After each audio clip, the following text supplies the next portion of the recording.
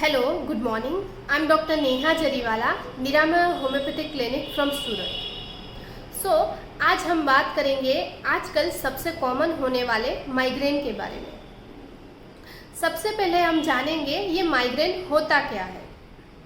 उससे भी पहले हम जानेंगे ये माइग्रेन वर्ड आया कहाँ से। दोस्तों, ये माइग्रेन वर्ड माइग्रेशन से आया है। माइग्रेशन का मीनिंग होता है एक जगह से दूसरी जगह जाना। जो हेडेक होता है माइग्रेन में, वो एक जगह से दूसरी जगह जाता है, तो उसे हम माइग्रेन पेन कहते हैं। आजकल ये माइग्रेन की डेफिनेशन थोड़ी चेंज हो गई है। जो हेडेक होता है वो बहुत सीवियर मात्रा में होता है, या तो बार बार होता है, या तो उसके साथ कई और सिम्टम्स होते हैं, जैसे कि वॉमिटिंग होती है, चक्कर आना होता है, आँखों में धुंधलापन आ जाता है, तो उसे भी हम माइग्रेन कहते हैं। इसी विषय में आज हम विस्तार पूर्वक बात करेंगे। अब जानते हैं कि माइग्रेन का जो टिपिकली अटैक होता है वो किस तरह का होता है। उसे जानने के लिए हमें ये समझना होगा कि माइग्रेन के 4 स्टेजेस होते हैं। पहला जो स्टेज है उसे कहते हैं प्रोड्रोमल स्टेज। प्रोड्रोमल का मीनिंग होता है आने से पहले। माइग्रेन का जो अटैक होता है उसके 1 या 2 दिन से पहले कुछ लोगों को सिम्टम्स स्टार्ट हो जाते हैं। इस सिम्टम्स में कब्जियत होना, मूड चेंजेस होना, नेक स्टिफनेस होना, ज़्यादा थर्स्ट लगना, पेशाब ज़्यादा होना, इस तरह से कई सिम्टम्स होते हैं। तो ये होता है प्रोड्रोमल स्टेज। सेकंड स्टेज होता है aura stage. Aura stage short time के लिए लास्ट करता है। वो तकरीबन 20 से लेकर 60 मिनट तक लास्ट कर सकता है।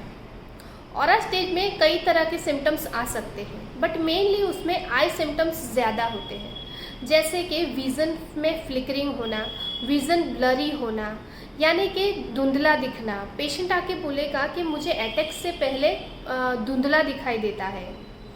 विज़न में जिगजैग पैटर्न का दिखना, या तो लिम्स में या हाथ है या पैरों में कमजोरी आ जाना, पिंस का सेंसेशन होना, हाथों या पैरों में पिंस का सेंसेशन होना, नीडल्स का सेंसेशन होना, जैसे कोई सुइया चीज़ चुभा रहा हो ऐसा लगना, कानों में कोई सेंसेशन आ सकता है, कानों में नॉइज़ सुनाई दे सकता है, स्पीच में डिफ़िकल्टी हो सकती है। तो ये सारे हैं ऑरा के सिम्टम्स। तो दोस्तों, अब जानते हैं किस तरह का सिम्टम्स होता है माइग्रेन में, लोगों को किस तरह का हेडेक होता है। तो मेनली 4 टाइप्स ऑफ सिम्टम्स होते हैं इसमें। पहला होता है दर्द, यानी कि पेन। पेन किसी भी प्रकार का हो सकता है, राइट साइड हो सकता है, लेफ्ट साइड हो सकता है, राइट से शुरू होकर लेफ्ट तक जा सकता है, लेफ्ट से शुरू होकर राइट तक जा सकता है, या तो पूरे सर में भी दर्द हो सकता है, या तो गर्दन से शुरू होकर आपकी आँखों में सेटल हो सकता है। तो तकरीबन सभी प्रकार के पेन हो सकते हैं। दूसरा होता है पल्सेटिंग या थ्रोबिंग पेन, यानी कि ठस ठस जैसे होता है, जैसे कि खून का दौरा आपकी नसों में से जोर जोर से जा रहा हो, इस तरह की फीलिंग आती है ठस ठस की। तीसरा होता है हैमरिंग टाइप ऑफ पेन, इसमें जैसे कोई हथौड़ा मार रहा हो ऐसा पेन होता है। अभी चौथा होता है sensitive towards lights and noise, मतलब पेशेंट को रोशनी बर्दाश्त नहीं होती। पेशेंट बोलेगा कि लाइट बंद कर दो, मुझे इससे तकलीफ़ हो रही है। नॉइज़ से भी दिक्कत हो सकती है, हल्की सी आवाज़ से आपको घबराहट हो सकती है, हल्की सी आवाज़ आप बर्दाश्त नहीं कर सकते। और चौथा सिम्टम्स होता है नोज़िया एंड वॉमिटिंग। ये बहुत ही इम्पॉर्टेंट फीचर है माइग्रेन में, ये बहुत ही कॉमन भी होता है। नोज़िया यानी कि जी कच्चा होना, उल्टी जैसा लगना, माइग्रेन में ऐसा होता है। वॉमिट भी हो सकता है, किसी किसी पेशेंट को वॉमिटिंग से रिलीव हो सकता है माइग्रेन, बट किसी को नहीं भी होता। तो इस तरह के सिम्टम्स मेनली माइग्रेन में होते हैं। तो हम थोड़ा सा रिव्यू कर लेते हैं कि किस तरह के हम सिम्टम्स देख चुके हैं। तो पहला आता है कि किसी भी तरह का पेन हो सकता है, राइट साइड या लेफ़्ट साइड, राइट से लेकर लेफ़्ट तक जा सकता है, पूरे सर में भी दर्द हो सकता है। दूसरा होता है pulsating type of pain, throbbing pain भी जिसे बोलते हैं। तीसरा होता है हैमरिंग टाइप ऑफ पेन और sensitive towards lights and noise हो सकता है, या फिर नोजिया वॉमिटिंग हो सकता है। किसी किसी को ब्लड विज़न भी हो सकता है, धुंधलापन जैसे लगता है। तो इस तरह के मेनली सिम्टम्स माइग्रेन में होते हैं। तो चलिए जानते हैं कि ये माइग्रेन आखिरकार होता क्यों है। तो दोस्तों, दो प्रकार के केमिकल्स होते हैं हमारी बॉडी में। उसमें से एक हार्मोन होता है जिसका नाम है एस्ट्रोजन, और दूसरा केमिकल होता है जिसका नाम है सेरोटोनिन, जो कि हमारे ब्रेन के सेल्स प्रोड्यूस करते हैं। ये दोनों ही केमिकल रिस्पॉन्सिबल है हमारे माइग्रेन को ट्रिगर करने के लिए। कुछ सेल्स होते हैं जो ये सेरोटोनिन ज़्यादा प्रोड्यूस करते हैं। सेरोटोनिन हमारी ब्रेन के ब्लड की नस जो होती है उसे सिकुड़ देते हैं। एस्ट्रोजन का भी ऐसा ही कुछ काम होता है, इसलिए हमें माइग्रेन होता है। एस्ट्रोजन ज़्यादातर फीमेल में होता है, इसीलिए पाया जाता है कि फीमेल में माइग्रेन बहुत कॉमन होता है। तो अब हम बात करेंगे कि ऐसी कौन सी चीज़ें होती हैं जो माइग्रेन को ट्रिगर कर सकती है, यानी कि माइग्रेन को बढ़ा सकती है।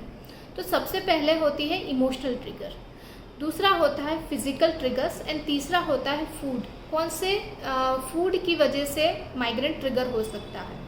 तो सबसे पहले हम बात करेंगे इमोशनल ट्रिगर्स की।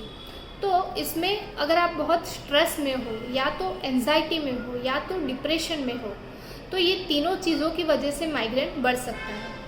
अब दूसरा आता है फिजिकल ट्रिगर्स, यानी कि आप बहुत ज़्यादा टायर्ड हो रहे हो, बहुत एग्जॉस्ट हो रहे हो, बहुत काम कर रहे हो, फिजिकली बहुत टायर्ड हो रहे हो। अगर आपका पोस्चर गलत है, कंप्यूटर में वर्क कर रहे हो, तो उसकी वजह से अपर बैक के जो मसल्स होते हैं वो टेंस हो जाते हैं, उसकी वजह से माइग्रेन ट्रिगर हो सकता है। अब तीसरी बात है फूड्स। कौन से फूड की वजह से माइग्रेन ट्रिगर हो सकता है। तो सबसे पहले तो होता है कैफ़ीन।